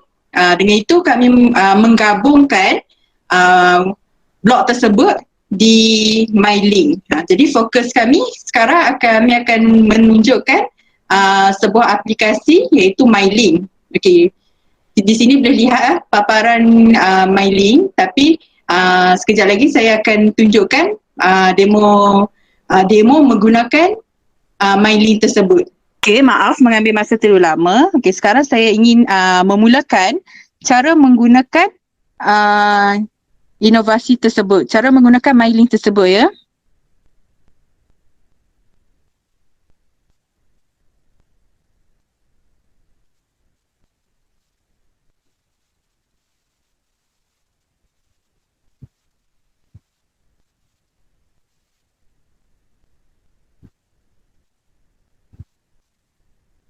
Okey, MyLink ni kita fokuskan kepada penggunaan pengguna yang menggunakan telefon bimbit lah. Jadi paparan yang awak semua lihat, sekarang saya menggunakan telefon bimbit. Okey, ini paparan interface yang akan kita dapat lah. Okey, yang pertama kita pergi kepada blog yang kami lakukan. Okey, blog ni kami mencipta blog ni menggunakan yang tadi saya sebut Wix aplikasi. Okey, jadi murid-murid boleh belajar menggunakan blog tersebut. Okey, jadi tekan sahaja blog tersebut. Okey, di blog sini kita nampaklah selamat datang ke dunia asas sains komputer. Okey, di button 3 atas ni, okey, boleh tekan untuk kita pilihlah apa yang kita mahu lihat. Okey, untuk kumpulan kami memfokuskan kepada ASK tingkatan 1 dan kami mengambil satu bab yang agak susah lah untuk murid belajar. Jadi dengan adanya inovasi ini, mereka boleh belajar sendirilah di rumah. Dan sekarang kan kita gunakan PDPR kan, jadi pelajar juga, murid juga boleh menggunakan inovasi ini. Okey, di sini kami mengambil tajuk bab algoritma dan kami menyediakan bahan menggunakan 3 standard pembelajaran. Okay, kita boleh lihatlah dekat sini ada 3 standard pembelajaran. Jadi murid-murid bolehlah tekan pelajaran pertama untuk standard pembelajaran yang pertama. Okey, kita dapat lihatlah dekat sini video mengenai tajuk tersebut. Okey, sepatutnya video ni dekat saya sekarang sebab buka menggunakan telefon, dia akan dengarlah suara. Tapi dekat papan rawak memang tak dengarlah suara. Tapi kalau guna sendiri memang akan dengarlah. Jadi aplikasi ni tak boring lah, tak bosan. Murid boleh belajar dengan santai. Jadi kita boleh lihatlah nota yang kami masukkan dalam video. Okey, ni untuk standard pembelajaran yang pertama. Okey. Dari sini untuk standard pembelajaran yang kedua. Okey, kita boleh lihat kan? Bawah ni ada kami sediakan video untuk lebih faham. Okey. Dan seterusnya kita tengok standard pembelajaran yang ketiga iaitu pengesanan ralat. Okey, kita boleh lihatlah nota dia dan juga video. Okey. Di setiap standard pembelajaran kami akan meletakkan satu video supaya murid boleh melihatlah sebab setengah murid dia suka belajar menggunakan video. Jadi kami sediakan video dan yang terakhir kami sediakan latihan ya di blog ni. Jadi murid boleh kukuhkan ilmu pengetahuan dengan membuat latihan tersebut. Okey, seterusnya kita back sahaja untuk pergi ke menu utama. Okey, seterusnya kita tengok yang kedua iaitu video algoritma. Okey, saya sediakan satu video. Okey, video ni memang penuh lah untuk tajuk algoritma. Jadi akan ada lah cikgu, suara cikgu untuk mengajar kat sini. Jadi kalau kat sini sepatutnya sini internet saya kurang lambat sikit. Jadi kat sini memang sekarang ni memang dengar lah suara. Ada orang tengah ajar kan tajuk ni. Jadi memang seronok lah untuk murid gunakan aplikasi ni. Okey, seterusnya saya serahkan kepada saudari Nur Ashikit untuk terangkan satu persatu mengenai game. Kami ada sediakan 4 jenis game iaitu game pertama, game kedua dan game ketiga dan game keempat. Okay. Saya serahkan kepada Nur Ashikit. Baiklah, Assalamualaikum dan terima kasih diucapkan kepada saudari Najiha. Interface game untuk menarik minat murid-murid belajar menggunakan MyLink yang telah kami bangunkan ini. Okey, jadi saya akan terangkan game yang pertama dahulu.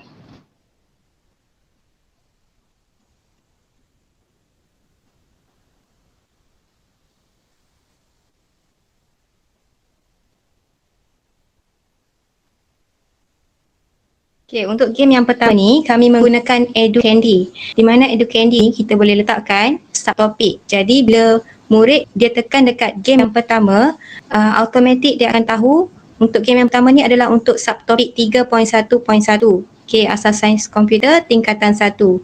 Dekat sini juga ada arahan baca soalan dengan teliti dan pilih jawapan yang betul. Okey, murid boleh tekan dekat play untuk bermain game ni.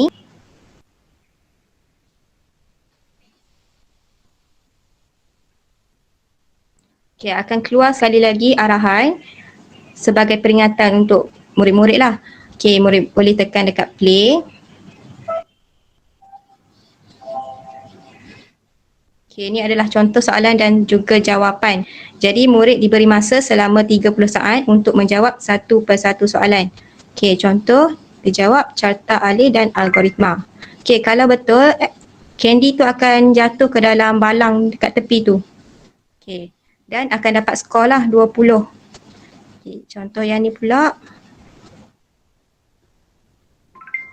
Okay, kalau jawab betul lagi, saya akan tunjukkan macam mana akan keluar jika murid tu jawab salah. Okay, akan berkurang lagi masa. Okay, kalau jawab salah lagi, okay, dia akan keluar jawapan yang betul. Okay, Candy tu akan jatuh dalam balang. Dan soalan seterusnya.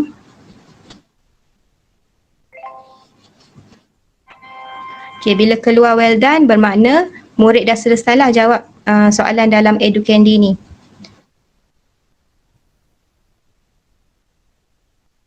Baiklah, untuk game yang kedua.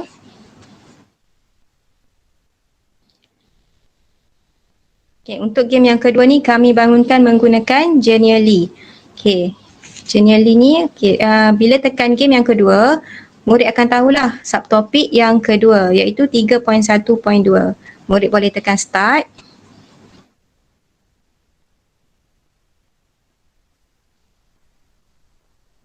Okey, ada 5 soalan.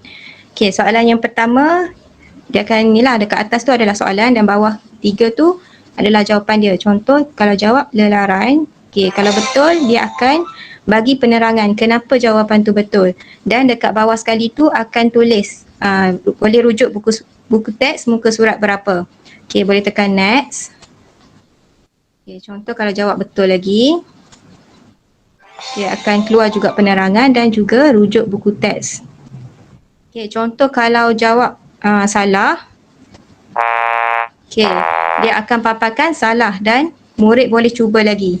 Okey, sebenarnya game ni ada suara tapi bila saya present ni dia tak ada suara. Tapi jangan risaulah. Nanti bila murid guna akan keluar suara. Okey, untuk soalan ketiga, contoh kalau betul lagi. Okey. Seterusnya sama juga ada penerangan.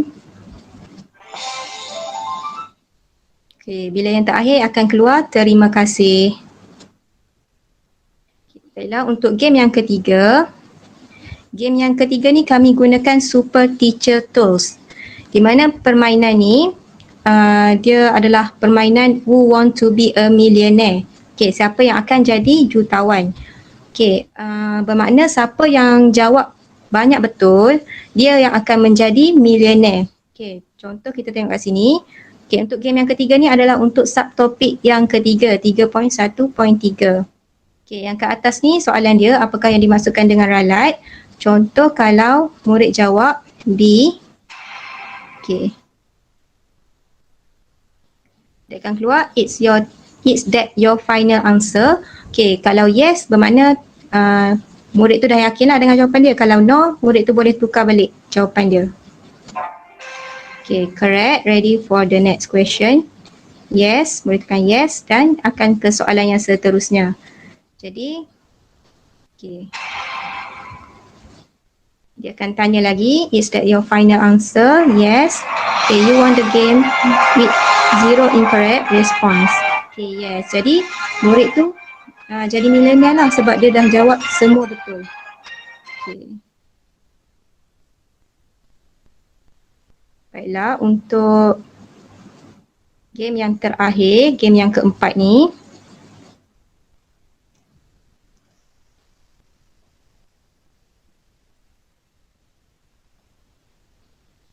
Okay, game yang keempat ni kami bangunkan menggunakan Quiz Wizard. Di mana Quiz Wizard ni adalah satu permainan perlumbaan murid-murid untuk menghabiskan ke semua checkpoint. Okay, bukan itu saja. Bukan sekadar habiskan checkpoint. Murid tu perlu menjawab jawapan dengan yang betul kerana dikira markah dan juga masa menjawab. Okey, murid kena masukkan nama. Okey, contoh akan tekan play. Okey, dekat atas tu akan keluar soalan dia. Okey, murid boleh pilih lah jawapan dia. Yang warna-warni ni adalah jawapan dia. Okey, contoh jawab yang warna orange. Okey, kalau betul dia akan pop upkan correct dan boleh tekan next question. Okey, ni adalah soalan yang kedua. Saya akan tunjukkan contoh bagaimana dia akan keluar bila murid tu jawab salah. Okey, dia akan keluar incorrect. Kita boleh show question yang betul lah. Okey, jawapan yang betul adalah 6. Okey, boleh tekan next question. Okey, jadi dekat bila dah habis jawab semua soalan, murid boleh tengoklah berapa betul dan berapa salah. Dan bila murid scroll di bawah ni, boleh nampak balik soalan dan juga jawapan yang telah dia jawab tadi.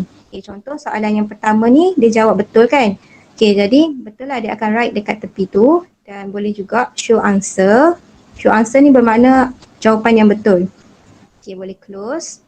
Okay, question tu dia akan tanda pangkar sebab salah. Okay, boleh tekan show answer untuk tengok jawapan yang betul. Okay, jawapan yang betul dia adalah 6. Boleh tekan close. Okey, dekat 3 ikon dekat bawah ni, okey, untuk tanda soal tu adalah untuk ni lah, untuk soalan. Okey, yang tengah ni adalah map. Di mana checkpoint dia. Murid boleh tengok checkpoint mana dah dia dah jawab. Okey. Untuk yang tiga line tu, dia boleh tengok leaderboard, dia duduk dekat tangga yang keberapa, rank yang keberapa. Dia ada skor dan juga ada masa. Okey, bendera tu bermaksud dia dah habis jawab lah. Dah finish. Okey, jadi berdasarkan keempat-empat game yang kami telah sediakan, terdapat beberapa kelebihan dan kekurangan lah dalam game ni. Contoh sebagai kelebihan, guru boleh menilai lah prestasi murid-murid berdasarkan report permainan. Contohnya dekat quizzer tadi, ada button report untuk guru-guru mengetahui tahap pencapaian murid. Okey, dia boleh guru boleh tahu kat mana betul dan kat mana salah, soalan mana salah yang murid tu dah jawab. Okey, kalau untuk kekurangan, kemungkinan murid tidak dapat akses ke dalam game disebabkan masalah capaian internet kerana game ni dia secara online. Okey, jadi memerlukan capaian internet. Baiklah, setakat ini saja daripada saya. Saya serahkan kembali kepada saudari Najihah. Okey, terima kasih saudari Nur Ashikin. Saya teruskan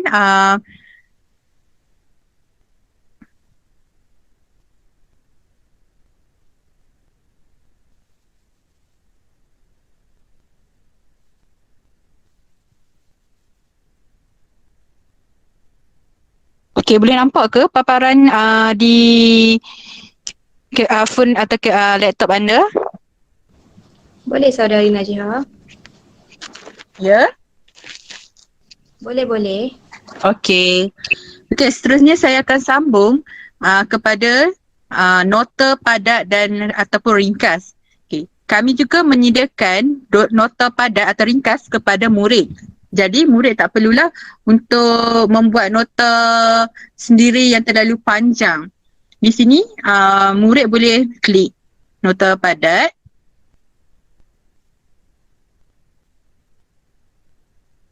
Okey, kalau dilihat di sini, kami dah sediakan setiap bab di tingkatan 1, iaitu bab 1, konsep asas pemikiran komputasional, bab 2, perwakilan data, bab 3, algoritma, bab 4, kearahan. Jadi, jika murid menggunakan aplikasi ini, murid boleh klik di mana sahaja bab yang mereka ingin belajar.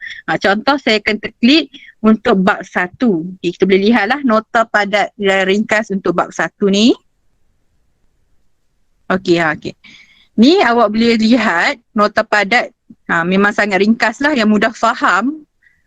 Dan disedia juga contoh soalan dan jawapan. Jadi murid boleh belajar lah dan dia boleh lihat. Contoh soalan nombor 2 ni, senarai 4 jenis teknik ni. Okey, di sini kita boleh lihat berapa tahap bila murid dapat menjawab soalan ni. Jadi kat sini dia dah letak tahap 1 dan tahap 2. Jadi murid bolehlah mengulang kaji menggunakan nota padat ini. Okey. Seterusnya kita tengok satu lagi contoh, iaitu bab 4, kearahan.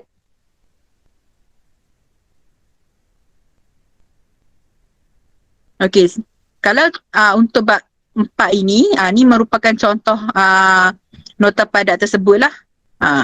Sangat ringkas dan disediakan juga latihan tubi beserta jawapan. Ni nota padat ni bolehlah pemantauan ibu bapa di rumah kan semasa PDPR, macam pening kan, macam mana nak ajar anak. Jadi ibu bapa juga bolehlah menggunakan link ini untuk pantau anak melakukan kerja rumah, untuk pantau anak untuk belajar. Okay. Terusnya kita tengok kami juga menyediakan contoh soalan peperiksaan dan juga skema. Okey, soalan ni merupakan soalan penuh lah ataupun soalan soalan sebenar masa exam. Membandangkan tingkatan 1 sekarang ada setengah sekolah yang belum membuat peperiksaan kan. Jadi medium ini digunakan untuk mereka mengulang kaji lah. Jadi kami menyediakan 2 contoh soalan peperiksaan. Contoh 1 dan contoh 2 dan ada juga skema jawapan. Jadi untuk murid-murid yang ingin membuat latihan di rumah, awak boleh klik contoh, kita tengok contoh 1. Okey. Okey, dapat lihat kan soalan ni? Jadi soalan ni mereka boleh print dan jawab. Dengan pemantauan ibu bapa lah, sebab PDPR sekarang kan ibu bapa yang utama kan. Jadi cikgu hanya menyediakan bahan lah dan memantau juga. Jika contoh kita kalau sebagai guru ingin memberi kerja rumah kepada murid kan, bolehlah menggunakan media ini. Kita boleh buat letak seberapa banyak latihan yang kita ada untuk murid-murid kita lah. Okey, seterusnya kita boleh lihat lah. Ni contoh soalan penuh lah dalam peperiksaan yang kami sediakan. Okey, ni bahagian A. Okey. Seterusnya, selepas murid menjawab, mereka juga boleh menyemak sendiri jawapan tersebut dengan menggunakan skema jawapan yang disediakan lah. Okey, ni skema jawapan. Memang adalah semua skema jawapan. Okay, jadi murid-murid tak perlu ragulah untuk menjawab soalan ataupun untuk menggunakan contoh soalan peperiksaan tersebut. Okay. Medium ini ataupun inovasi ini dilakukan kepada murid. Jadi selepas murid menggunakan medium ini, jika mereka mengalami masalah ataupun kurang faham ataupun nak suruh tambah nota, mereka boleh klik lah di button bawah ni kan. Nampak kan button bawah ni? Klik sini jika ada masalah. Jadi boleh je klik sini. Nanti akan adalah seorang untuk membantu murid tersebut ataupun ibu bapa jika menggunakan link ni dan mereka ada keraguan ataupun masalah untuk mengajar anak mereka, mereka juga boleh tekan link tersebut lah. Kalau tekan link ni terus terus kepada WhatsApp lah. Okay. Itu saja untuk projek inovasi bulan kami. Terima kasih.